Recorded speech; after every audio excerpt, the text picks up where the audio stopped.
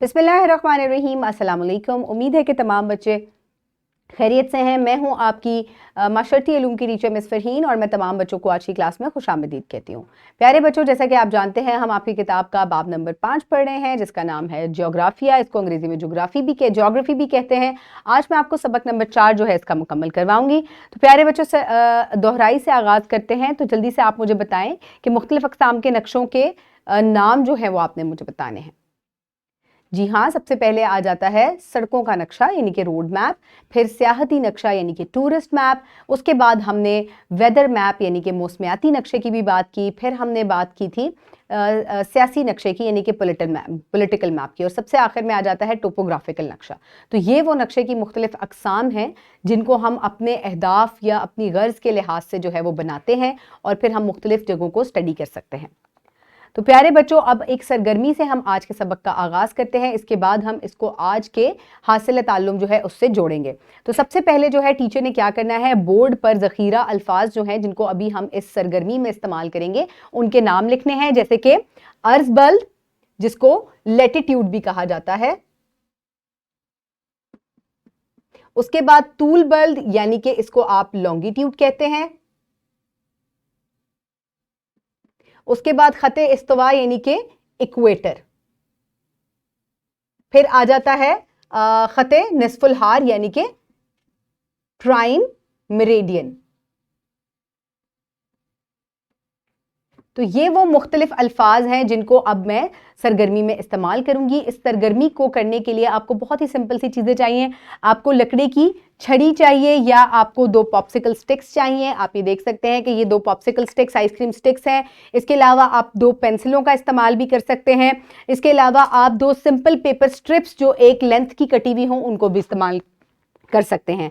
आपने 2 जो है स्टिक्स जो है वो फी तालिब इल्म जो है वो देनी है। उसके अलावा आपको ग्लू या टेप चाहिए, स्याह मार्कर चाहिए, आपने हर बच्चे को एक एक दे देना है, ठीक है। इसके अलावा टीचर को ग्लोब चाहिए। तो सबसे पहले आपने क्या करना है, जब आप हर बच्चे को ये दोनों स्टिक्स दे देंगे, ये छड़ी दे देंगे, कागज के 2 टुकड़े दे देंगे, तो आपने बच्चों को कहना है कि इसको इस तरीके से जोड़ लें, यानी कि एक प्लस का साइन बनाएं। तो आपको जो तस्वीर में साइन नजर आ रहा है इस तरीके से आपने इस साइन को मुकम्मल करना है। तो जल्दी से इसको एक प्लस के साइन में जोड़ लें। जोड़ लिया तमाम बच्चों ने। मैं यहाँ टेप का इस्तेमाल कर लेती हूँ ताकि ये अपनी जगह पर फिक्स हो जाएं, ठीक है। तो बाआसानी इसको आप टेप की मदद से जोड़कर एक इस तरीके से प्लस का साइन बना सकते हैं। ये बन गया एक प्लस का साइन। अब आप लोग क्या करेंगे, आपने टीचर ने क्या करना है, ग्लोब को पकड़ना है। ये देखें, ये ग्लोब है पूरी दुनिया का। आप ये नक्शा देख सकते हैं, इसके ऊपर तमाम जो मुख्तलिफ ममालिक हैं, जगह हैं, उनके नक्शे जो हैं वो दिए गए हैं। अब आपने क्या करना है कि आपने इसको टीचर इसको इस तरीके से पकड़ेंगी और बताएंगी कि आपको यहाँ पर एक प्रोमिनेंट या एक मोटी सी लाइन जो है वो नजर आ रही है।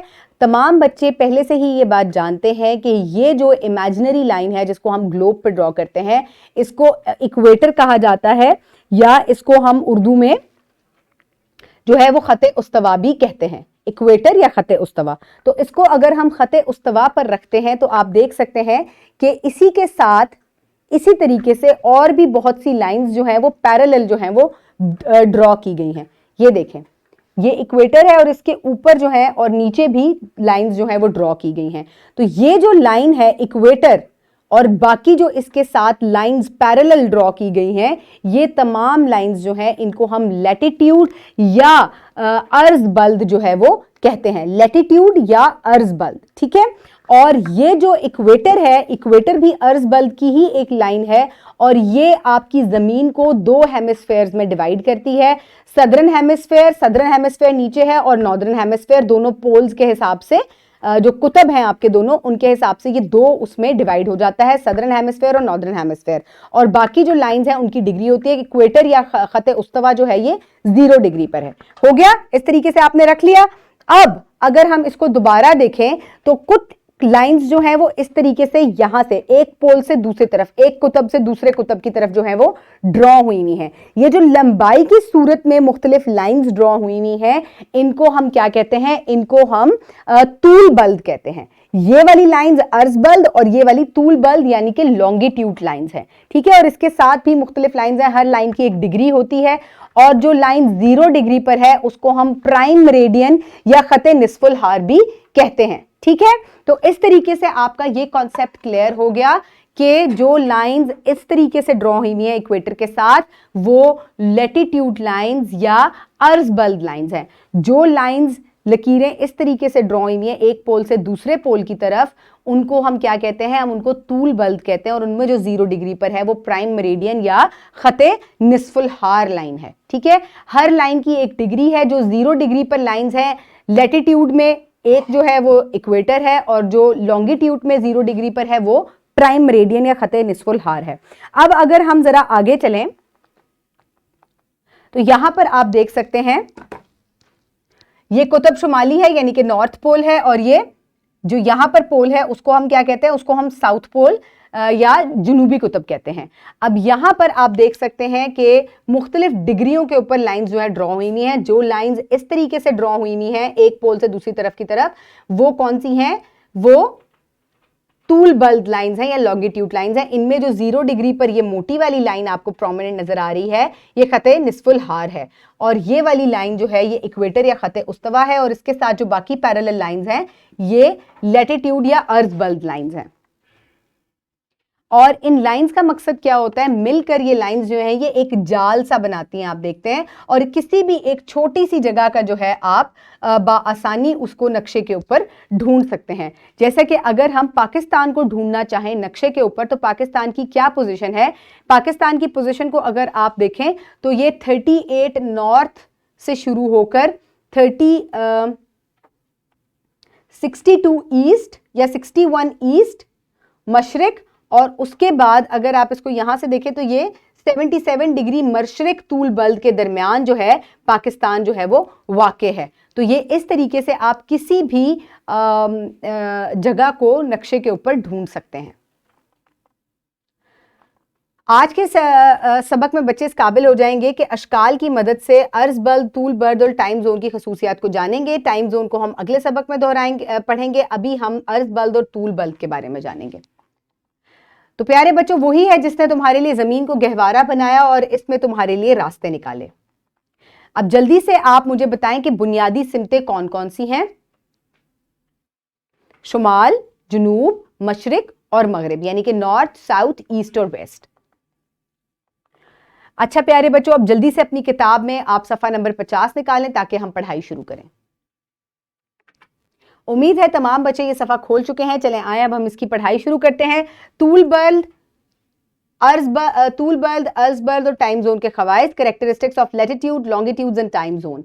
तूल बल्द, अर्ज बल्द और टाइम जोन की खसूसियात ज़ैल में बयान की गई हैं। सबसे पहले हम अर्ज बल्द यानी कि लैटिट्यूड की बात करते हैं। सबसे बड़ा खत जो ज़मीन के मगरिब से मशरिक तक घेरता है खत उस्तवा कहलाता है। यानी कि अगर आपकी ये ज़मीन है तो जो सबसे बड़ा खत है इसको हम इक्वेटर कहते हैं, खत उस्तवा कहते हैं, और ये ईस्ट से वेस्ट की जानिब जो है ड्रॉ किया गया है। और ये दो जो ज़मीन को किन हेमिस्फेयर्स में डिवाइड करता है? नॉर्थ और साउथ में। दी गई तस्वीर में एक सुर्ख लकीर की मदद से जाहिर किया गया है। खत उस्तवा ज़मीन की शुमाली और जुनूबी निफ्स कुर्रा में तकसीम करता है। यानी कि आप ये देखिए शुमाली कुर्रा और ये जुनूबी कुर्रा। दुनिया के नक्शे पर खत उस्तवा के ऊपर और नीचे इसके मुतवाज़न खींचे गए खतूत अर्ज बल के खतूत कहलाते हैं। अर्ज बल के खतूत को मुतवाज़ी खतूत भी कहा जाता है। तो प्यारे बच्चों, इसी तरीके से जैसे कि मैंने आपको समझाया, अगर आप ये डायग्राम देखें तो यहाँ पर आप देख सकते हैं कि ये खत उस्तवा है जो मशरिक से मगरिब की तरफ ड्रॉ किया गया है। इसकी 0 डिग्री है, और इसी के साथ जो ऊपर और नीचे जो है लाइंस ड्रॉ की गई हैं, जो खतूत ड्रॉ किए गए हैं, ये तमाम मिलकर इक्वेटर के साथ या ख़त उस्तवा के साथ मिलकर इनको हम अर्ज़ बल्द कहते हैं। और हर अर्ज़ बल्द का जो है वो 1 डिग्री है, आप देख सकते हैं। सिर्फ जो इक्वेटर या ख़त उस्तवा है ये 0 डिग्री पर है, ठीक है। और ये जो इक्वेटर है ये आपकी ज़मीन को 2 कुर्रों में डिवाइड करता है, कुतुब का कुर्रा और शुमाली कुर्रा, शुमाली कुर्रा और जनूबी कुर्रा। जमीन का वो हिस्सा जो ख़त उस्तवा से ऊपर वाक़ होता है शुमाली कुर्रा कहलाता है, जो और ख़त उस्तवा के नीचे वाला जनूबी कुर्रा कहलाता है। शुमाली नस्फ कुर्रे पर वाक़ इंतहाई मकाम को कुतुब शुमाली कहा जाता है, जबकि जनूबी कुर्रा पर वाक़ इंतहाई कुतुब मकाम को कुतुब जनूबी कहा जाता है। अर्ज़ बल्द के खतूत की तादाद 180 है। ख़त उस्तवा को एक मरकज़ी नुक्ता या 0 डिग्री तस्वुर किया जाता है। 90 खतूत शुमाली कुर्रे में और मुतवाज़ी 90 खतूत जो है वो जनूबी कुर्रे में खींचे जाते हैं। इन खतूत में से हर एक कुर्रे की 1 डिग्री को जाहिर करता है।